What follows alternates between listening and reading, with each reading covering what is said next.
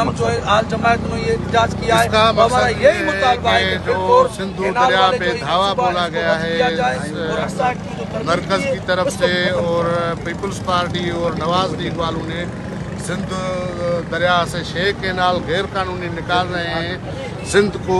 بنجر کرنے کے لیے۔ پہلے بھی جو سندھ کا پانی ہے وہ بھی حصہ صحیح طریقے سے نہیں مل رہا، ابھی 6 کینال اور نکال رہے ہیں جو ڈیموں سے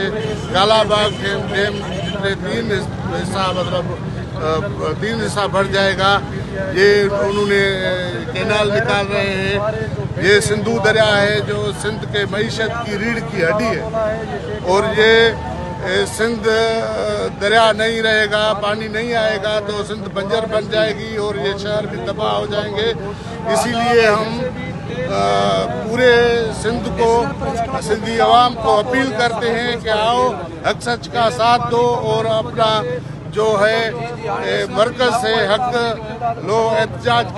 کر کے، اور پیر صاحب کا باغارے کا حکم تھا اور دیگر جماعتوں کے سربراہوں نے جو بھی مطلب حکم دیا ہے، جب تک یہ واپس نہیں کریں گے ترمیم تب تک یہ دھرنے جاری رہیں گے۔